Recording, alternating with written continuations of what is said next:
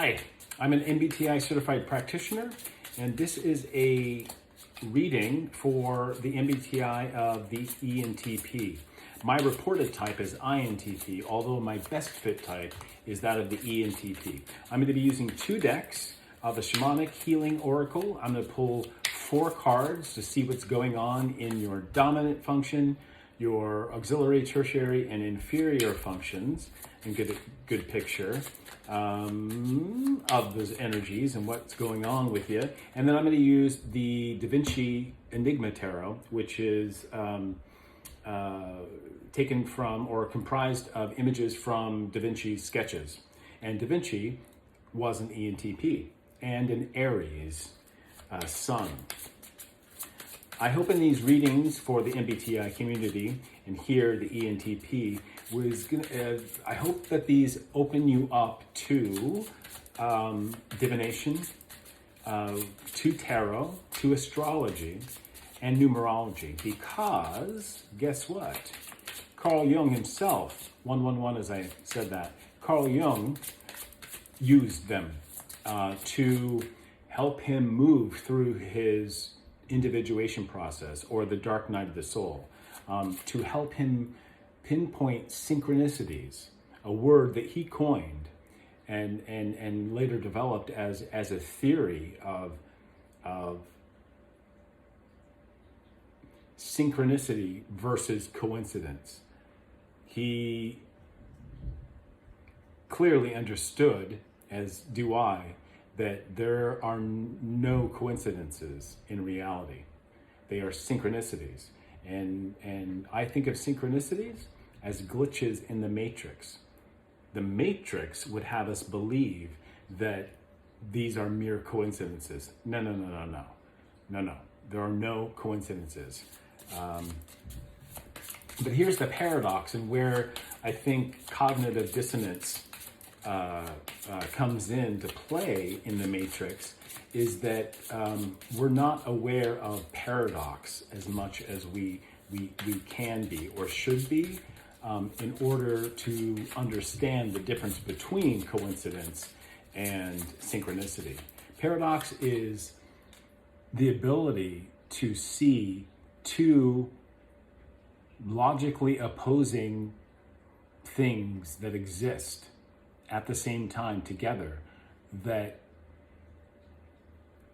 look coincidental but are paradoxical, meaning they can exist together and be opposites. And when one begins to see that in the reality, then you know that time is an illusion, and as are coincidences. Paradox exists as well as free will. Okay, first card out. Enough talking. Let's get some messages. All right, take this. Root chakra, feminine energy, card number 17. The number 17 might be a synchronicity in your life. 17 is the star card, or the water bear or Aquarius energy in the major arcana of the tarot. Here, this is divine feminine energy, so creative energy, and we all have feminine and masculine energy within each individual soul. And oftentimes, the imbalance between those two energies is what keeps us stuck in repeated loops of habit or relationship patterns. Coupling. If you can't marry the masculine and the feminine within you, it's very difficult to have any self-love. And if you don't have self-love, then it's impossible to form a lasting bond of love with any other soul. In the sacral energy center, you have death. And card number 8, which is 17, moving to card 8, here's a synchronicity, and moving from feminine energy to death, scorpionic energy. The sun just moved into the sign of Scorpio, as did Venus, And within the last 24 hours, the moon was in Scorpio. Scorpionic energy is Mars and Plutonian energy. And it is all about sex, death, and transformation. Think fiery phoenix. So you've got that going on in your sacral energy center, my dear ENTP. And with extroverted intuition as your dominant function, intuition is naturally a feminine cognitive function. At least I give it. Also, I give it a spiritual element of fire, but intuition is also water energy, third eye energy. So you've got some air there as well.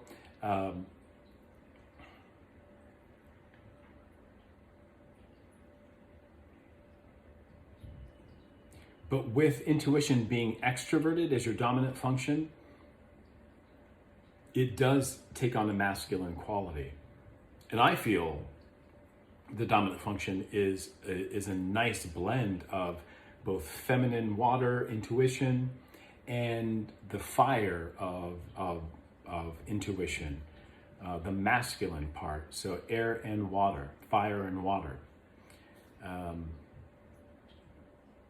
Is a great mix to have as a dominant function. So long as the fire doesn't burn us out, right? So in the sacral, with this death energy, this is transformation. This is fiery phoenix energy. All right.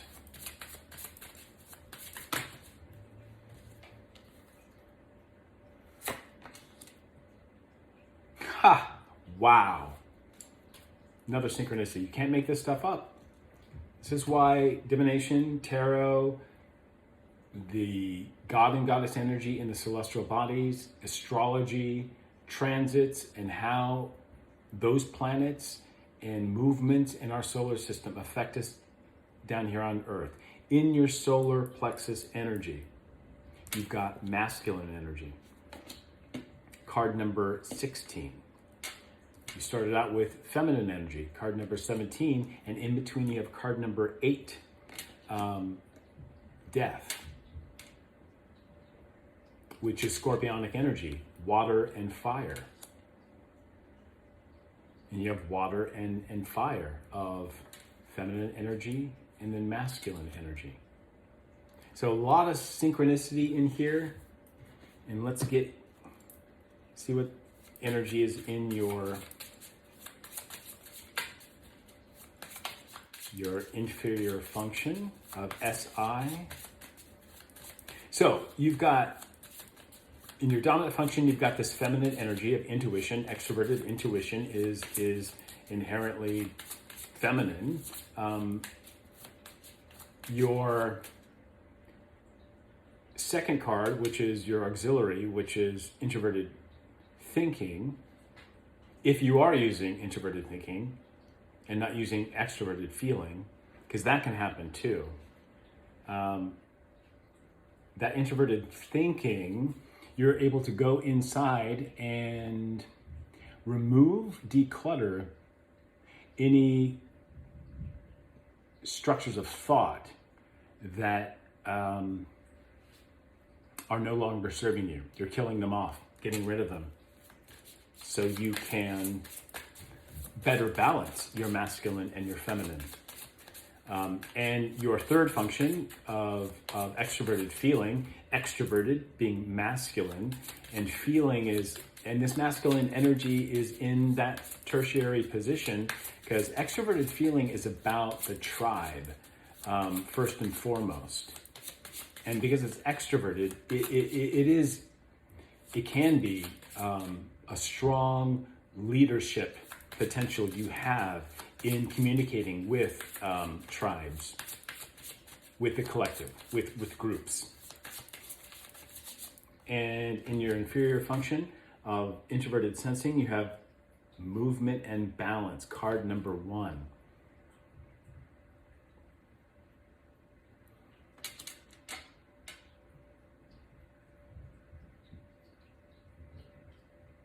movement into balance. Oh, I love this even better because I use introverted sensing as an ENTP to better balance my extroverted intuition, because I can go and go and go and go. I'm only looking for the new with my extroverted intuition. But if I better balance my inferior perceiving function of SI, introverted sensing, that means doing meditation walks, that's doing meditations, guided meditations, that's sitting still and resting and quieting my mind. All of those seemingly still actions are actually generating movement that you're not accustomed to, because most of the energetic movement in your cognitive functions and in your life is extroverted, right? We're pulling in with that extroverted intuition lots of new information and new exciting things, making connections between ordinary objects in our 3D reality. But rarely, or not as often as requires to maintain a balanced perceiving axis, because extroverted intuition works with introverted sensing. Once we spend more time with introverted sensing, you'll notice through these practices that you are actually moving inward and then backwards in time to access past experiences, past memories, that then bring in those emotions associated with those events. One thing about SI is a lot of people don't know. So for my ISFJs out there who have SI as their dominant function, and as an ENTP, if you know any ISFJs, they're, well, first introverted and we're extroverted, but they are our cognitive functions, our ENTP functions, NETIFESI, in reverse. So it's SI, FETINE. So they don't like anything new. They like the tried and true that is based on their past experiences. And SI is very scientific, especially if the individual is somewhat well balanced and experienced in life.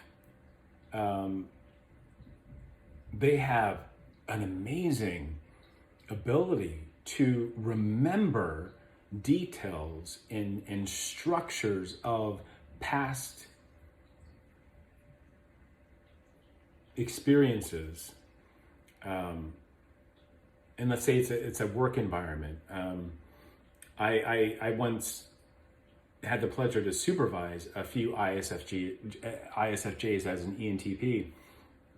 Along the time that I was learning cognitive functions theory and applying it to my life, I had a couple of ISFJs I worked with. One was my an assistant supervisor for my team,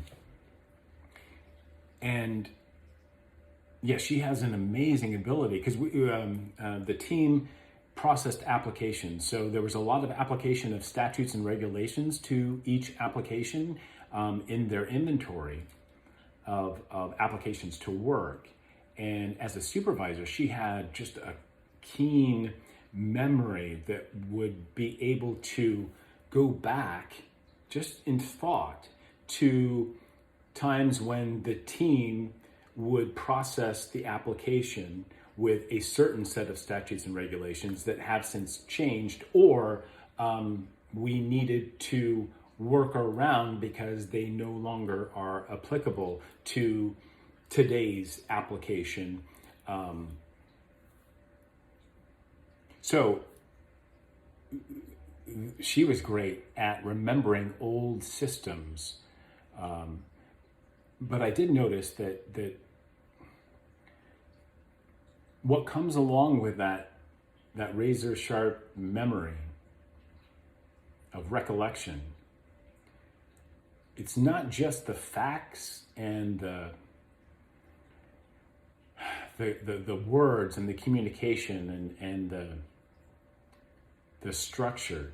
It's also with SI, because it's introverted sensing,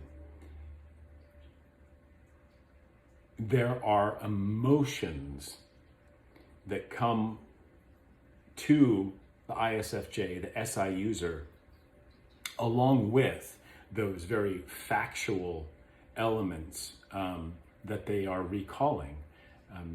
They tend to be very methodical, and this is the way it was done. It worked in the past, so I don't want to really change anything in my procedure. In fact, I fear any sort of change or anything that's new, because it really does challenge my sense of the way it's worked in the past. Because with that way it worked in the past comes the emotions and the energy of success. But when old systems need to be retired and reshaped, reformed, I always find that the ISFJ has a really hard time at accepting the new, or can easily flow with change in general. Bottom of the deck, card number 31, Omens. With extroverted intuition as your dominant function, what this is telling me is that be sure to keep an eye out for synchronicities in your life. This would be repeating numbers. This would be anything I might have referenced in this reading that you're hearing for the first time, that, seemingly is coincidental to a conversation you just had online or with a friend, or anything that I've mentioned in this reading might resonate with your home life or your work life. Trust that that's not just a coincidence, it's actually a synchronicity. And here at the bottom of the deck, omens are synchronistic. Even spotting an animal. Where I live, there's lots of wildlife, lots of squirrels and beautiful birds, that when I see out in public, especially, I will look up the meaning of that spirit animal or totem.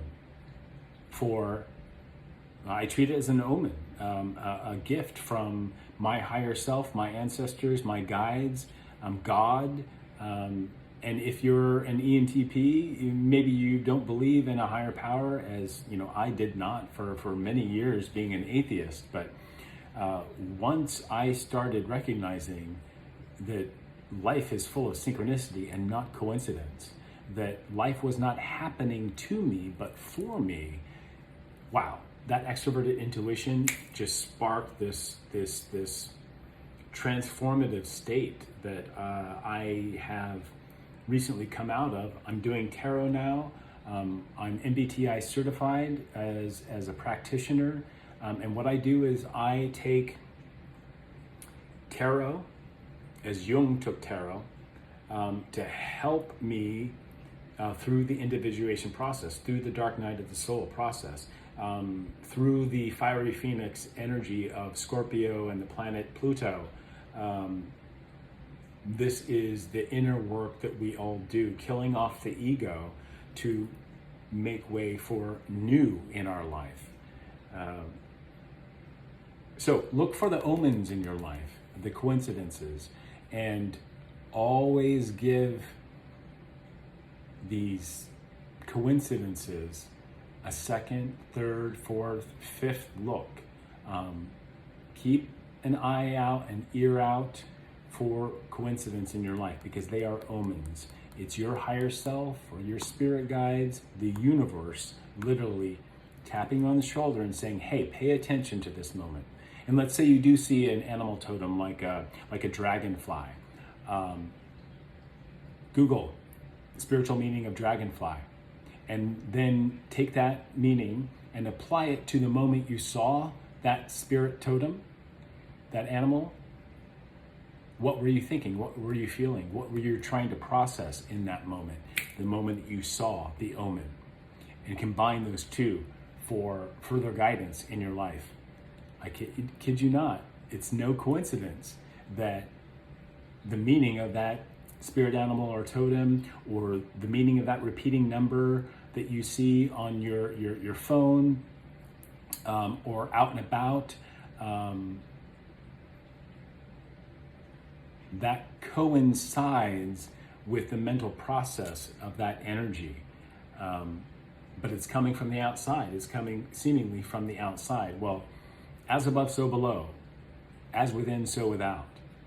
Your extroverted intuition, which is so great at perceiving reality and making connections between it, but because introverted sensing is your inferior function, you don't do the same work on the inside. And achieving that balance will strengthen your second, third, and fourth functions if you spend a bit more time going inside and asking yourself, okay, is this new experience that I'm so gung-ho for, have I experienced it in the past? And what were the results of that past experience? Am I going to be repeating a pattern that is not for my highest good? Or this time around, although it may show similarities to a past experience, is it the universe giving me another chance in that area of my life to approach it this time with more flexibility, more balance in the masculine and feminine, so that I can be more receptive to a healthy change and ultimately breaking out of any limiting self-beliefs and repeating patterns that no longer serve you. So with that, I'm going to continue actually by pulling 4 more cards from the Da Vinci Tarot deck, the Enigma Tarot deck. I think I mentioned already that Da Vinci was an ENTP, most doubtedly, which also means that he probably didn't spend a lot of time as an INTP, but ENTP, INTP, it's like feminine and masculine. It's introverted and extroverted. The same functions, but in a slightly different order. And I'm both. My reported type is INTP and my best fit type is ENTP. And I know now that by the age of 14, I had established myself, my cognitive functions, as an INTP. But because of the nature of my early childhood, I had to develop flexibility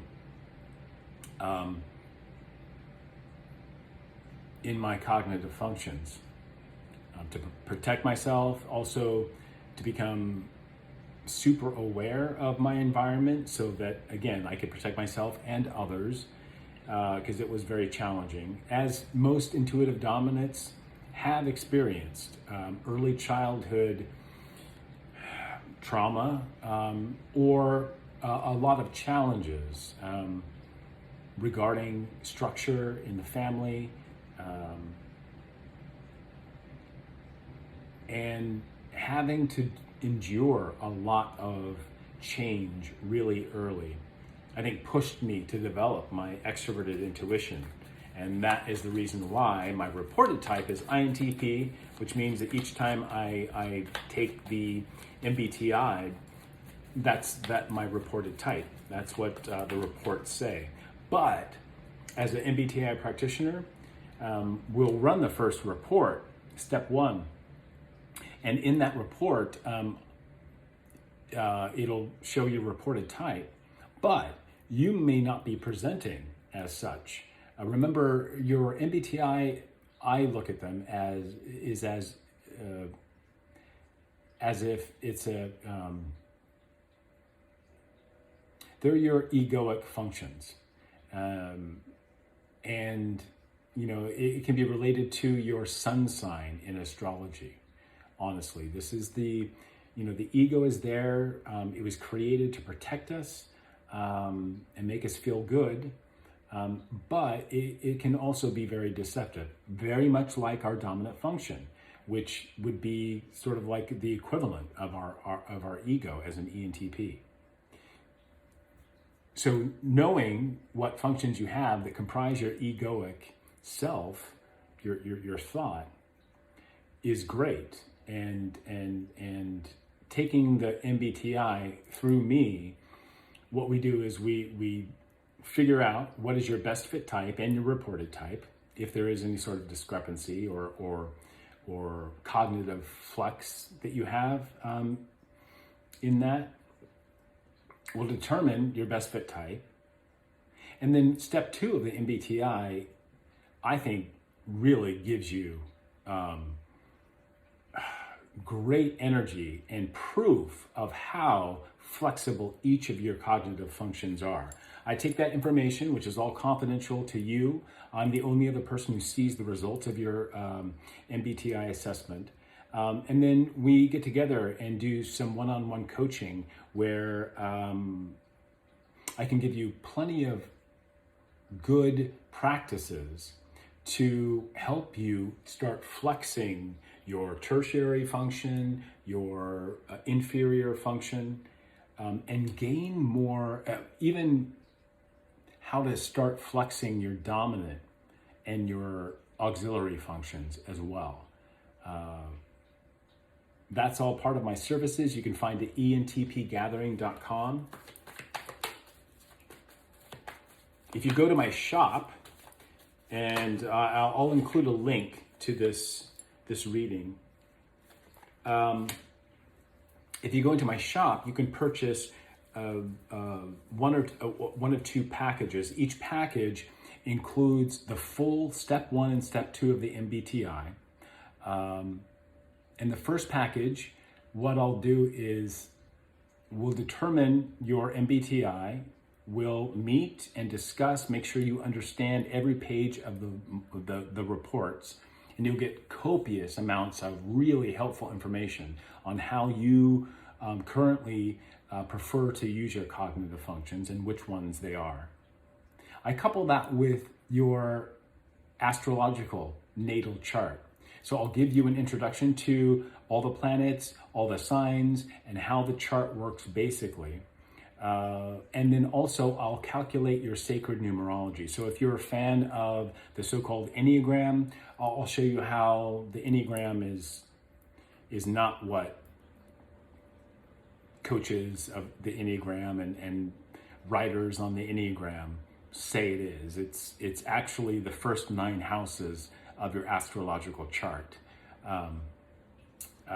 So we'll talk about that as well, which is fascinating because initially before I became certified, as I was studying the cognitive functions, I had already been introduced to the Enneagram years prior, and I started combining those 2 to look for any sort of similarities or connections or even discrepancies between those 2 typology systems, and discovered that as I was exploring cognitive functions and how they worked in my subjective reality, I was also typing myself on the so-called Enneagram. But the study of Jung's theory, although I hadn't read one jot that he's written on the subject, I just knew the basic idea. I went through what Jung went through, this individuation process, this process of breaking down how you prefer to think and what lenses you prefer to use, and then understanding that, oh, this is I've made these preferences for these cognitive functions based on my early childhood conditioning. So they are inherently egoic. They're not my true self, or they're one half. So identifying your egoic functions, in this case, an ENTP, I will show you what your shadow functions are, which is that of the INTJ. I'll show you what functions or what MBTI comprise your subconscious cognitive stack, which is that of the ISFJ. And if you want to know how you're such a party animal when you choose, and you can go and go and go, you're resilient with that extroverted intuition, I think is the quickest and the most powerful of the cognitive functions. I'll show you when things get awry and you go off, how you step into your super ego functions, which are that of the ESFP. So yeah, the party animal. It's because of that. All those are linked together. So we're not just our MBTI. That just shows us our egoic self, but then we have a shadow self, and then we have a subconscious self, and we have a super ego that can all be explained through cognitive functions theory. That's what I do. So if you come to me, you'll get type, you'll get a full astrological natal chart, and we'll also calculate your numerology. And not here, but in private, I'll tell you the skinny behind the Enneagram, and how if you are giving any money to the various teachers out there, stop. You don't need to. They're just using astrology. All right. So first out from the Da Vinci deck, we have the Lord of Air, or King of Swords. This is Aquarius, Libra, Gemini. This is clarity. This is truth. This is justice. This can also be my narcissist card.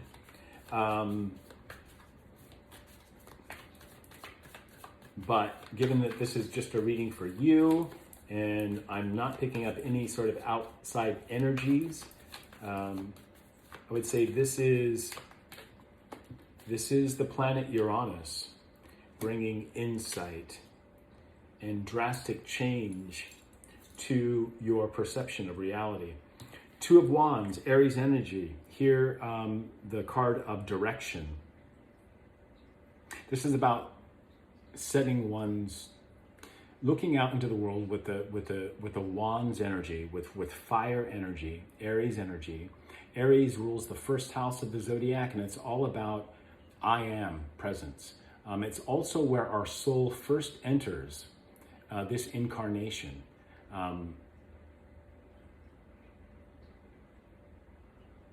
The soul coming from the sun, and that energy of light coming from source.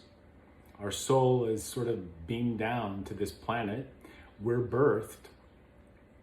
But our spirit, our soul, enters this life through our first house of our zodiac, which is ruled by Aries. Aries is the leader. It's the baby of the zodiac. And it's fire energy, ruled by Mars. Action and war.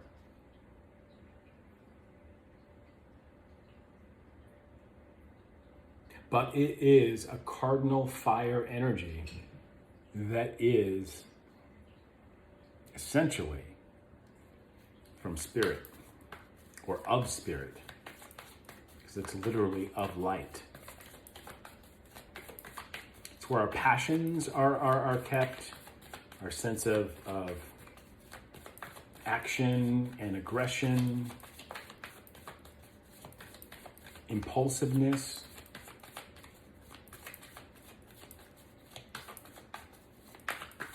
All right. Next card. Hello.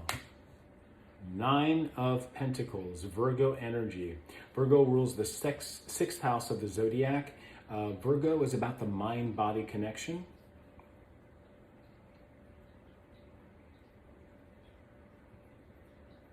Nine of Earth, roots. So in your dominant function, you've got feminine energy, card number 17, and the King of Swords. Nice balance of masculine and feminine. Of feeling and creativity with thought and objectivity. Very TI energy. Wow. So the feminine energy in your dominant function position here of intuition is supported by TI, King of Air, which is your auxiliary function. So this is looking good. And in that auxiliary position here with the cards, you got 2 of Fire, Aries energy, masculine energy, and Scorpionic energy, which is feminine energy in the Death card. So again, more balance, a balance. Oh, and then look at this. You've got in your tertiary position this masculine energy card number 16, which we said is extroverted feeling, being that leader of the tribe, potentially, is here mixed with Virgo. Earth energy is feminine in nature. Virgo is the virgin. It's the mind-body connection. And it appears feminine. And is feminine because earth and water are feminine elemental energies. 9 is the number of completion, so think 9 on the so-called Enneagram, or 9th house of the zodiac, which is Sagittarius. This is the last house of the 12 that are personal, where 10, 11, and 12 are community.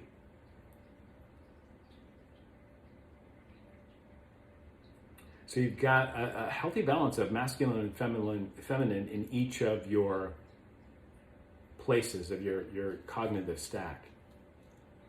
Oh, that's the bottom.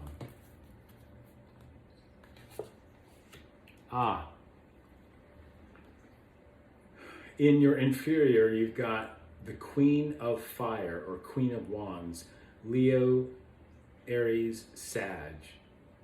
Spiritual warrior energy.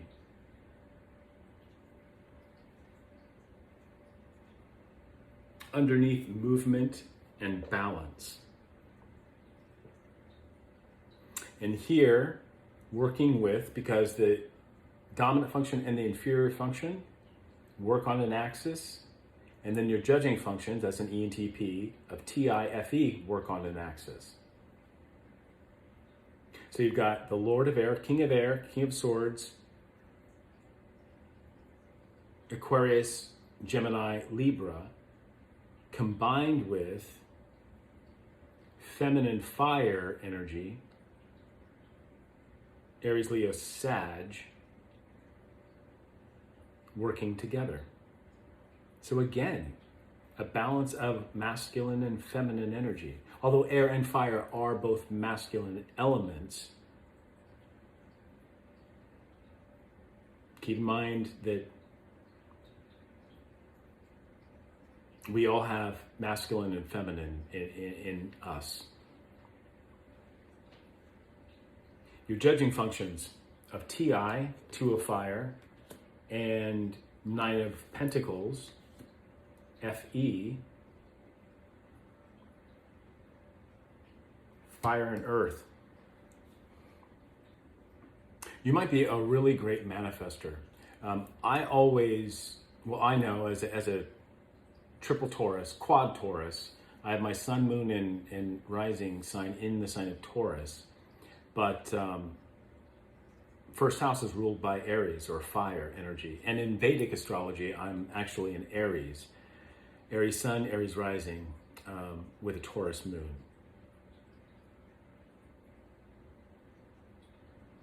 The combination of fire and earth energy, that's the makings literally of a great manifester. You've got the leader energy of Aries in your judgment, in your TI, and then you have the feminine earth Virgo energy in your feeling. Whether that is extroverted or introverted. I know you may believe that the cognitive function stack must go from one polarity to the next. It might be a nice mix, right? So with the ENTP, you go extroversion, introversion, extroversion, introversion, but that's not so for the third function. The third function, and you should start thinking about this, the third function has to be without a polarity. Why? Because 3 is the first number that can create a pattern or create anything. So you want to erase any notion that your feeling judgment function, your feeling judging function is extrovert. No. You should do less, do more by concentrating on your own set of values rather than always going to the tribe first to find out what works for everyone. This is a true one way of dropping into your shadow functions, that of the INTJ, because the INTJ uses FI. You, as an ENTP, may be drawn to INTJs. Before you knew through me that the INTJ has the egoic function stack of the shadow stack of the ENTP and vice versa. Before hearing this from me, you may have already been really drawn to INTJs as friends, as lovers. Maybe you have some family members, and you have a really good, or maybe love-hate relationship with that INTJ. I've always been super attracted to them, but also found them to be lacking in the sharing of feeling. And yeah, it's like a moth to a flame. So don't get me started about how INFPs set me off, or any high FI user. I'm just so fascinated with how FI works and how people use it, because it can be, well, in the case of an INFP, for example, having FI as your dominant function, it at the same time, it creates this wonderful, independent, creative individual in the case of an INFP. But that individuality and that this is what I like and this is what I want, without opening up to the tribe and what they want, or at least finding a happy balance with those in your life who are outside of you, who don't share your same values, can be ostracizing. It can be, I found that a lot of INFPs or high FI users come off as loners or even narcissists, egoists, when I think, although that may be the energy that they're giving off, this sort of self-centered, egocentric energy, I think that only comes after a lot of rejection of their own personal values. So, for example, if they were raised in a narcissistic family unit, as was I, where I was experienced in narcissistic abuse and behaviors and took on some of them myself, I opted to become the empath, the healer, where some people's energetic makeup and their cognitive function stack would indicate that they chose to go the way of the narcissist because it was their only sort of mirroring experience of how to handle reality and growing up.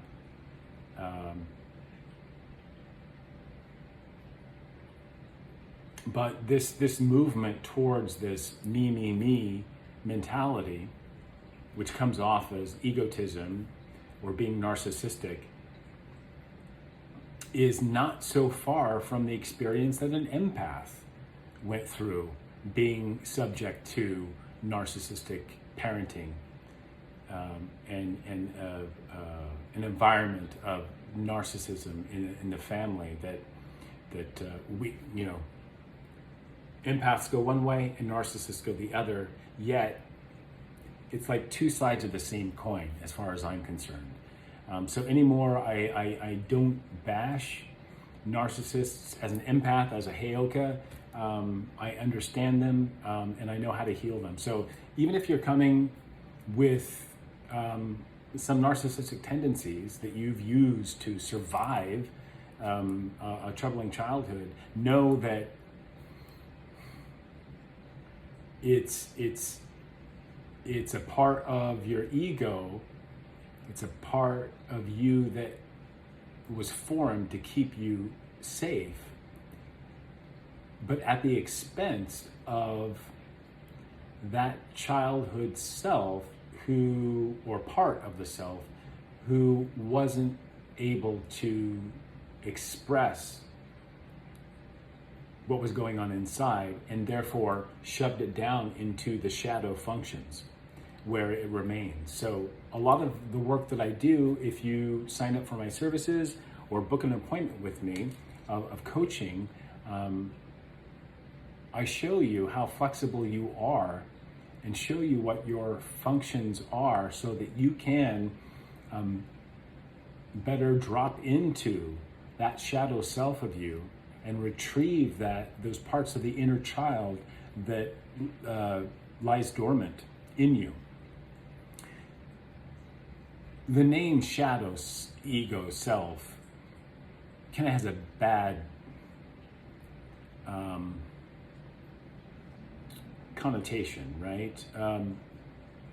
Shadow, we think of dark or trauma or pain or evil even. Something that should remain in the shadow.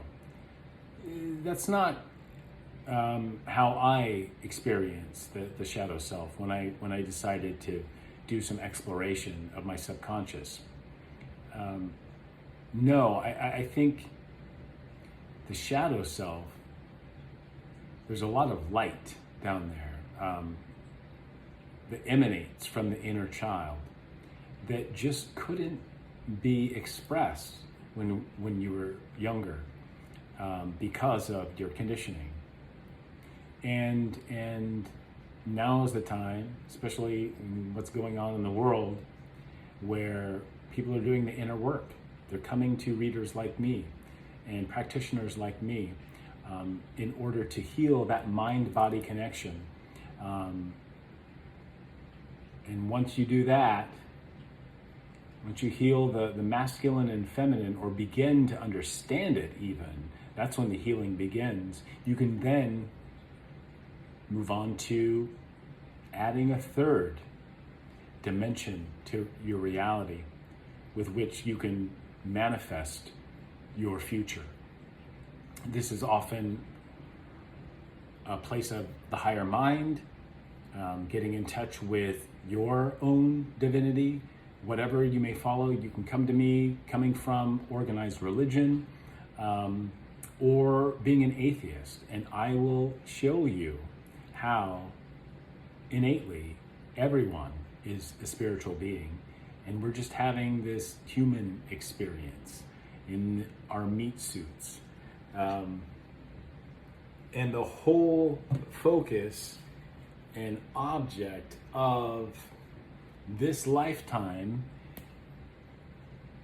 is victory. Bottom of the deck, 6 of Wands, 6 of Fire.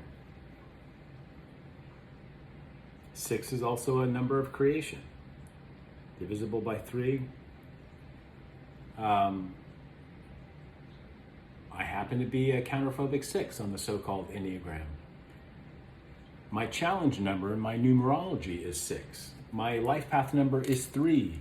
My self-expression number is 3, and my soul urge number is 9. I just so happen to be on the so-called Enneagram a 3-6-9 tri-type. You can't make this stuff up. But what you can do is you can identify all these seemingly disparate parts of ourselves that we use to categorize ourselves and type ourselves, and truly see that these typologies, certainly cognitive functions theory and MBTI, are very well connected, and they have been since the dawn of time, to the planets, our solar system, to astronomy, to the signs in the astrological zodiac, and our own sacred numerology. So, Entpgathering.com is where you can find more information on me and a list of my services. If you head to the shop, you can purchase step 1 and step 2, along with a natal chart reading that I will give you, an introduction explaining how it all works in our booking of a phone call or a Zoom after I send you the link to the MBTI assessment. You'll receive a confidential report and results, multi-page report, very detailed, and I'll receive that same report.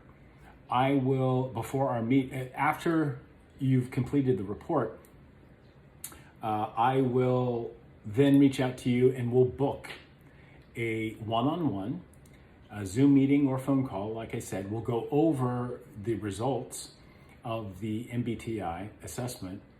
I will give you an introduction to your own personal astrological chart, and we'll talk about the similarities in your sun sign and your cognitive functions, MBTI, and also we'll calculate your sacred numerology. So I'll show you how the so-called Enneagram actually works with numerology and the tree of life, tarot,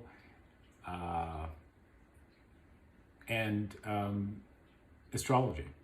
It's all connected. All right, with that, I hope you like this. Share it with other ENTPs, other intuitive dominants, other people in the MBTI community, and you can also let them know that I will do readings specific to the intuitive dominants in the MBTI community. I will not do readings for sensors at this time, but further readings will come in the future on this channel. Please subscribe, hit that bell so that you can receive all of the readings for the intuitive dominants.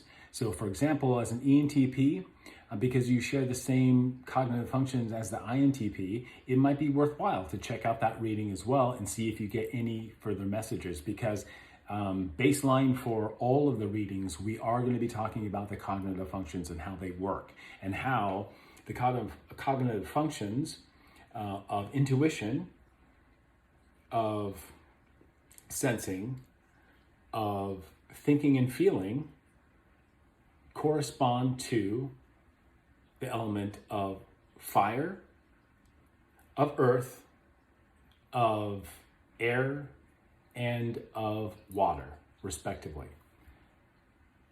We'll mix that with your astrology and numerology, and I bet I can convince you that